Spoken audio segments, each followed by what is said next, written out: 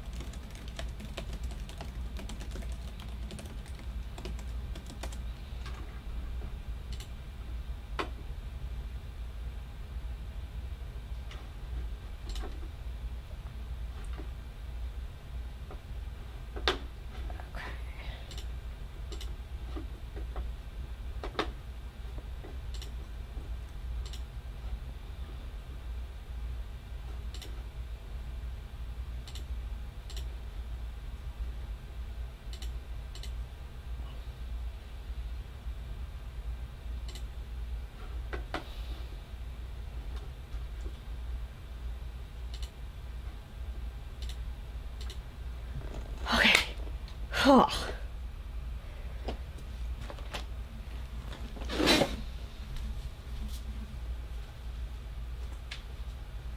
Is it streaming? It's actually working. Yes, I just watched. It's like you're teleported. I just watched you leave there and here. It's been going for about 7 minutes. Yeah, I started it early because I was having some tech issues. I recorded. Okay, cool.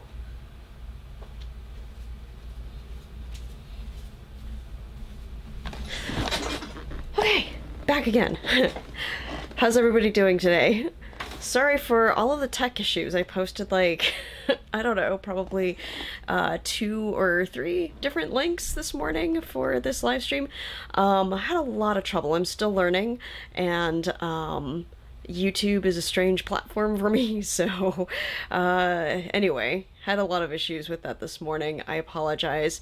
And I'll try and figure this like, I was having the most trouble with scheduling the live stream and doing it that way, and then it not picking up my webcam, which I think I had it set to stream through OBS or my streaming connector software thing. Anyway, I don't know what happened. I have no clue. So we're just going live from the YouTube page instead of going through the scheduled link. And so hopefully everybody's been able to log on. So anyway, I'm kind of going back and forth between my computers over here and I'm talking to you guys over here. So I apologize for kind of going back and forth. My setup is a little bit strange this morning.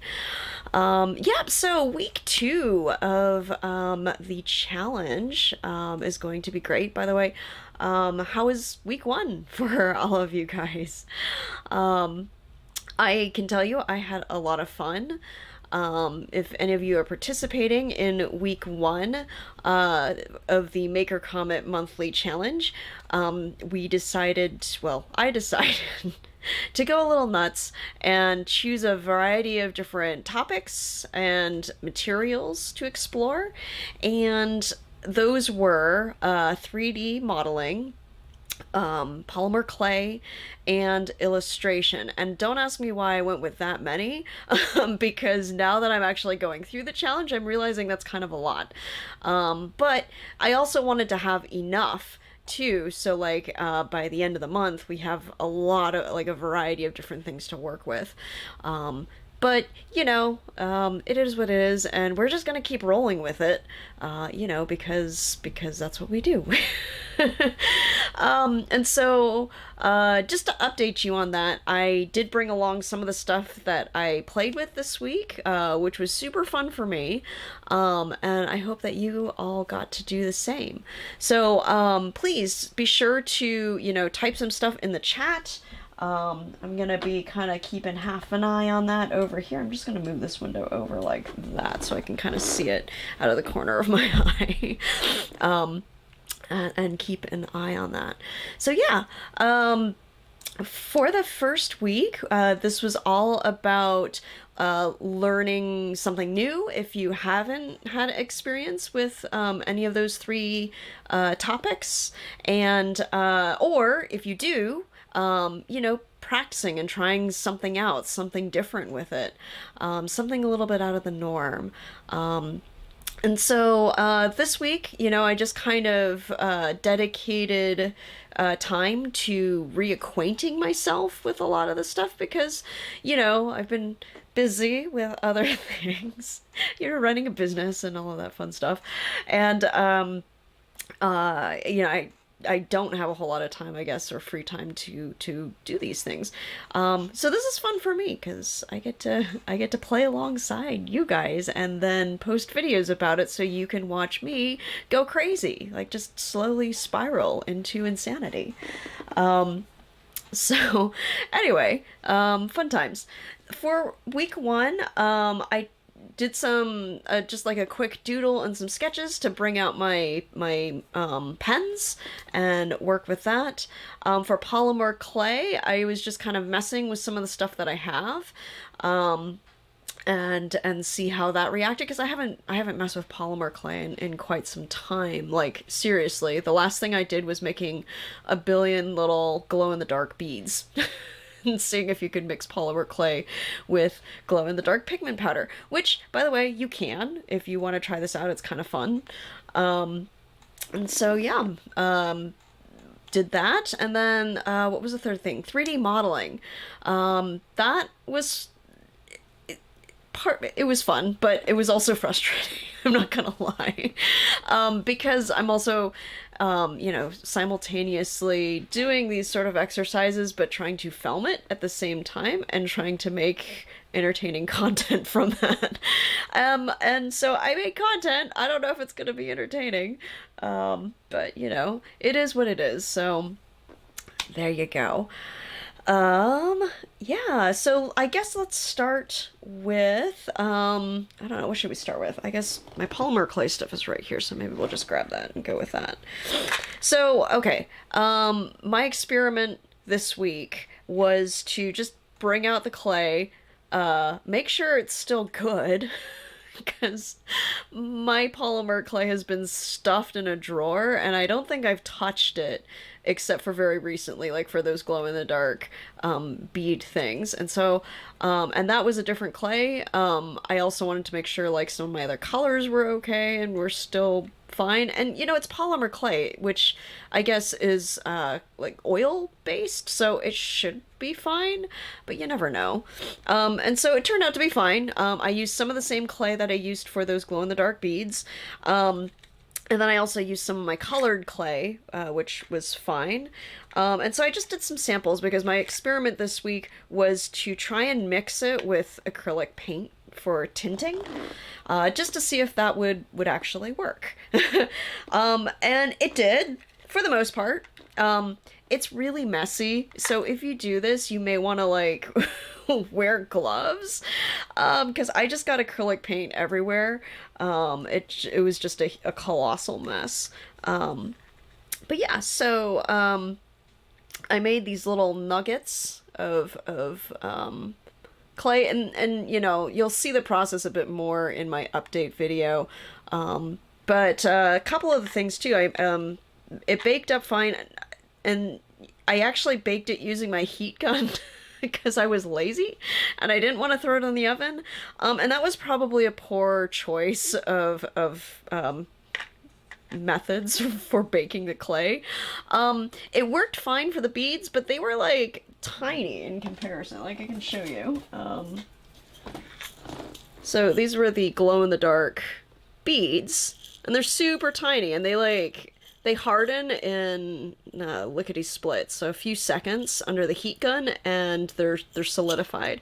And so, like, I didn't want to waste my time like throwing that in the oven. I was also afraid that I might lose it, if it like tipped or something.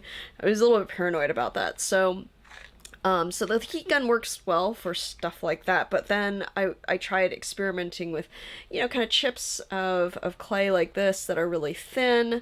And some strange things happen. I'm trying to get my camera to focus on it, but it's not doing so great. Anyway, I don't know if you could have seen it in there, but there's bubbles in the clay. Probably because it wasn't heating consistently or evenly. And that might have been because of the acrylic paint too, maybe. I'm not really sure. So I guess I should probably try another experiment where I just bake it, which I eventually did. So my other experiment was working with translucent liquid Sculpey, and I guess this is typically used as a way to join clay pieces as sort of a clay glue, but I know that people use it for other stuff too, like for people who are making foods, miniature foods and stuff. They'll mix it with chalk pastel and then other polymer clay, and then kind of goop it over the top because it is kind of runny. And I suppose it's sort of like frosting or maybe a sauce. I don't know. So I decided to try that because it seems super interesting, and I also wanted to know if you could... I don't know what my obsession with mixing things with acrylic paint is, but I was trying to mix the translucent liquid Sculpey with acrylic paint as well to see what would happen. So anyway, those actually turned out pretty cool. You can see the little pink blob here. That is TLS, as they call it, mixed with chalk pastel. And it does kind of take on like you can make little cute little drips and stuff.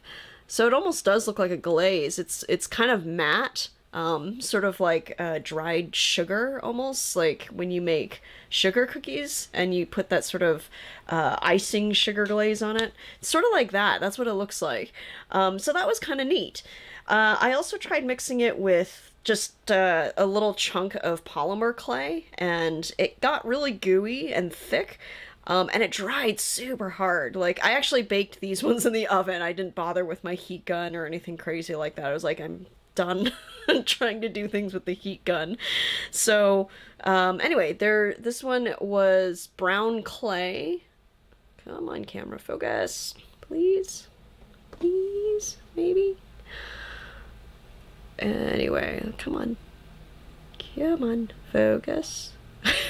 My camera's just like, no focusing for you. There we go. Okay.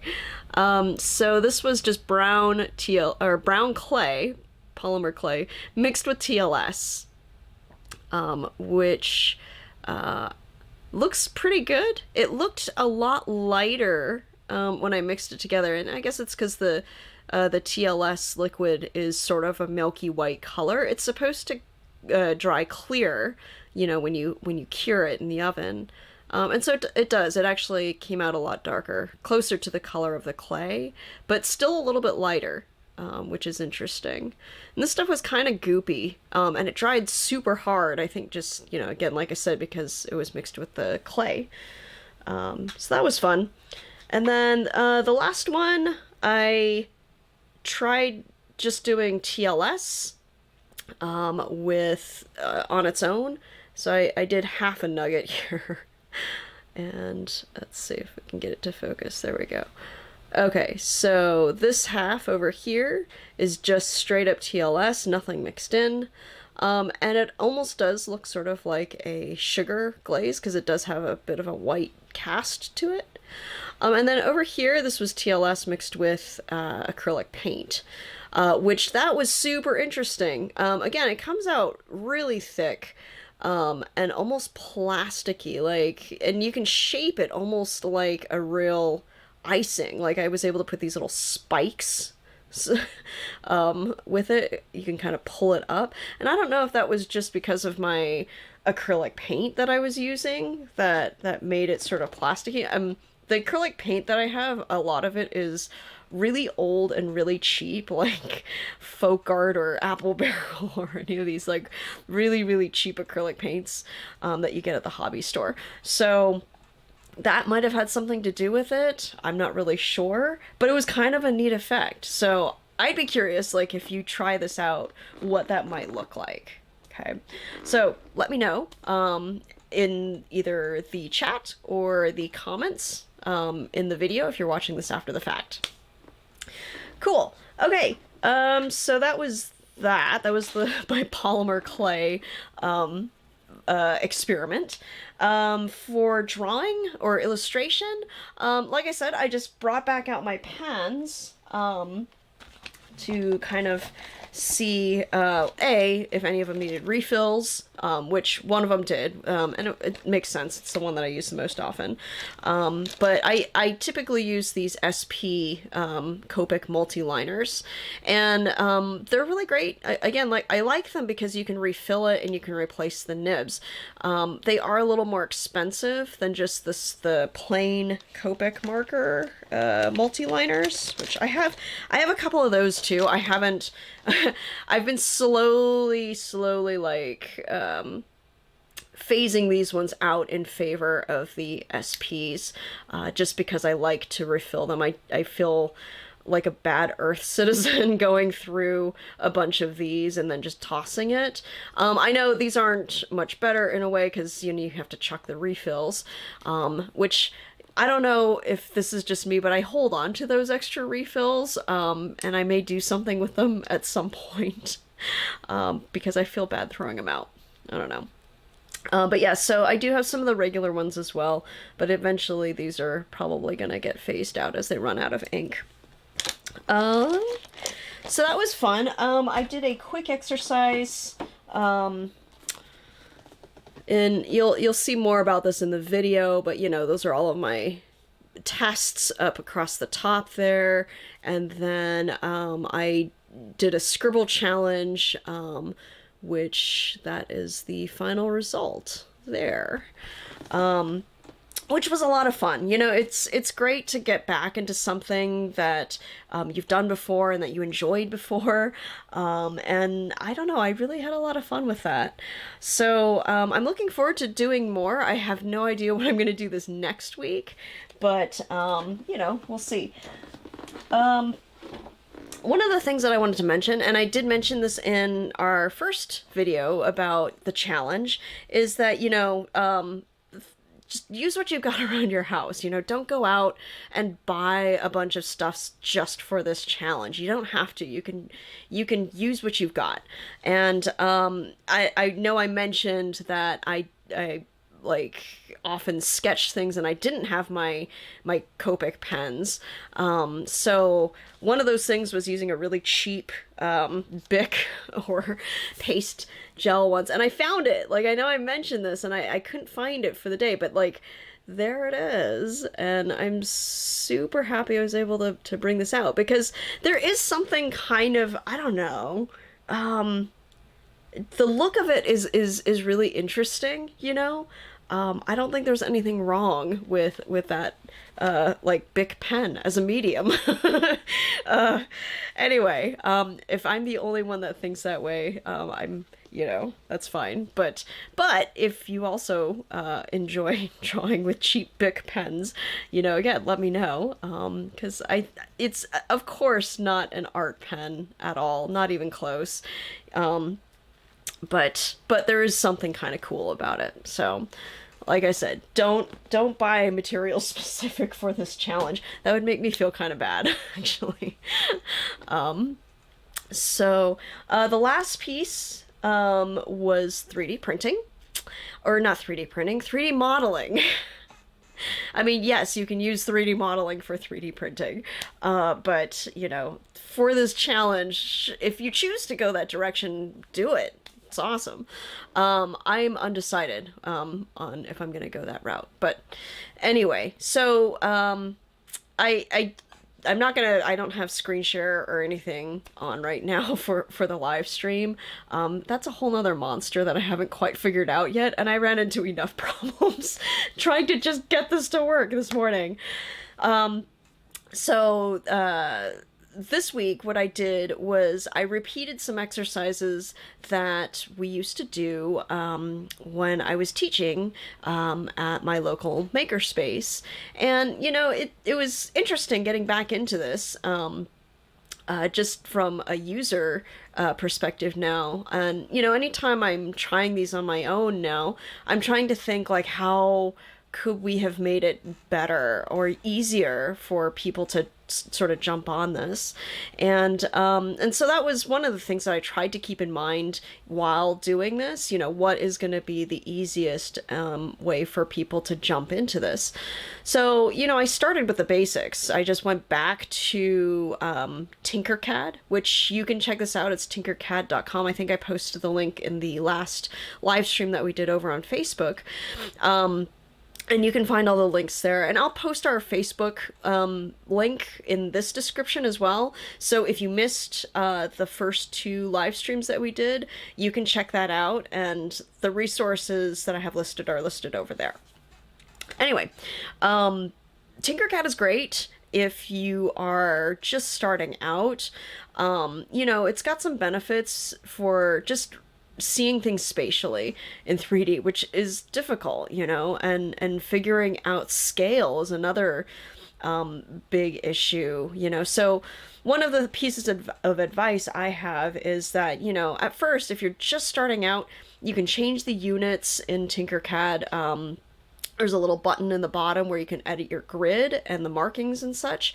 And you can change your units to imperial, and that'll maybe give you a better sense of the scale of the object that you're making. But if you ever intend on using this skill for 3D printing in the future, then I really highly recommend that you learn metric. Sorry, there's no way around it. 3D printing is all in metric. So, you know, it's not hard once you've done a few things, modeled a few things, and then printed a few things, you start to get a sense of the scale, and really it's a lot easier. I find it a lot easier, and so my brain kind of switches.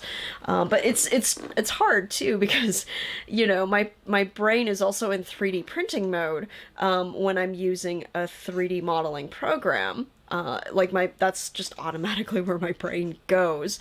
And so it's hard for me to then go to another program such as Blender and try and do the same things. And I also feel like maybe Blender isn't made necessarily with 3D printing in mind. I think you can do it, and people have, but it does a whole lot. And that was one of the programs that I tried this week. It's not really in the video because I have nothing to show. Like, honestly, I really struggled. What I wanted to do was take the exercise that we used to teach with and run it through all 3 programs and do the same thing for each program, you know, just as an exercise, like a really easy exercise. And it was fine in Tinkercad because, I mean, I kind of already knew what I was doing, so I guess that's maybe cheating a little bit. I did the same exercise in Fusion. And Fusion's a little bit different. It's all based in sketches and parametric modeling and sort of precise measurements, or at least it can be. And that's really, like, probably the more proper way of doing things is making sure that your sketch has exact, I guess, what they call constraints, and things built in, because in the end, it makes your model better and easier to work with. But learning that is really difficult. And I also had some really interesting issues in just things that I think are simple, like aligning text to the middle of an object. I had to look that one up. So that was Fusion. I still came out with a proper looking tag. And then I was just like, okay, here we go, Blender. And I think what I was trying to do was maybe not what Blender is really built for. I mean, I think that's probably a bad excuse. I think that I just don't know enough about it. Like, I've gone through the basics. I understand mostly what's going on, but it's just such a different system. In some ways, it's more akin to sculpting with clay and just pulling faces and pushing faces and a lot of interesting geometry things. And it works a lot differently than Fusion or Tinkercad, which is more akin to building with Legos. So of course, I ran into a lot of problems. I kind of made something that vaguely looked heart-shaped. So, like, in each program, I tried to make a heart-shaped tag, and that's about as far as I got. There were just too many other issues, and I got frustrated, which, you know, was part of the learning process. So, don't feel bad if you also got frustrated by this process. It's totally normal. And unfortunately, I don't have any fun, like, hints or tips at this time for doing better in Blender.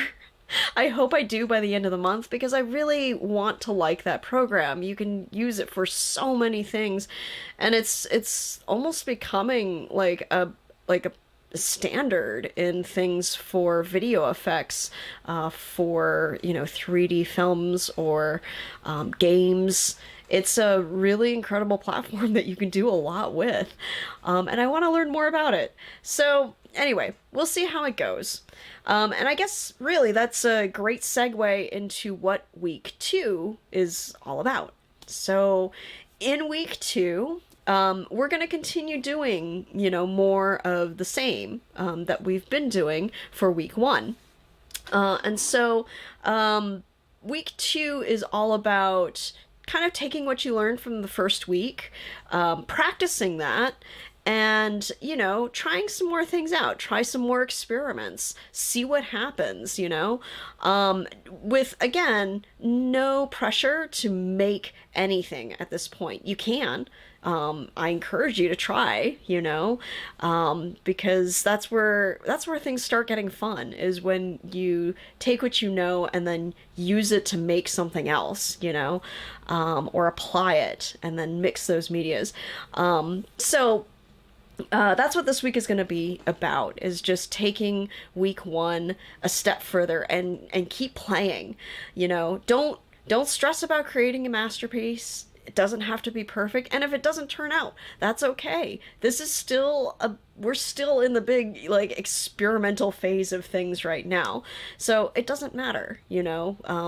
You're not building anything for a client or for a grade. I'm certainly not grading you. Okay. So just have fun with it. Do some more stuff. And, you know, as far as my progress from this, from week two, I'm probably not going to post a video about it because it's going to be more of the same. But if you keep your eyes on my social media, my Instagram page and Facebook, then you'll see, you know, pictures pop up of things that I'm working on this week. But there probably won't be a video associated with it like I'm working on for week one. So there's that. And then when we get into week three, which is going to be all about making something deliberate, and putting some more thought into it and actually planning something out, that's when, you know, I'll come back. We'll probably do another video about it and then go from there. So that's a little snippet of what's to come in week three. But anyway, so this week, you know, have fun, play some more, post your pictures, hashtag Maker Comet MC for the Maker Comet Monthly Challenge, and be sure to tag us in it so that I can see what you're making, because I'm so excited to see what you all are putting together and how it's going along, and I love to see your progress. So yeah, I guess that's probably going to do it for today. But be sure to, you know, check out our Facebook link in the description so that you can check out the other previous live streams if you missed those. And I'm still experimenting with platforms, but I'm leaning towards doing more on YouTube, because then it sort of links up seamlessly with the videos that I'm trying to produce, with the challenge progress and everything else. So that's going to be coming soon. Oh yeah, and just an update on that. Again, this week has been nothing but technical issues. So, for the video that I meant to put out at the end of the week, that is still coming. And also, it's not going to be one video, it's going to be 3, because I had so much footage and I misread the timestamp on it. And so when I put everything together, I thought I was looking at 10 minutes of footage, when in actuality, I was looking at over an hour of footage. So I'm editing these together in 3 chunks, and those 3 segments are going to be for each segment of the challenge. So the illustration, polymer clay, and 3D modeling. And that way you don't have to sit and watch me blunder for like over an hour, which I think would just be terrible. So now you can catch it in bite-sized chunks instead. And I don't know if that's even any better, but there you go. All right, everybody. I'm going to call it at that for today. I hope that you all have a wonderful week and have fun getting creative. And we will see you in next week's live stream, which will probably be here on YouTube. All right. So we'll see you then, and take care. All right. Bye.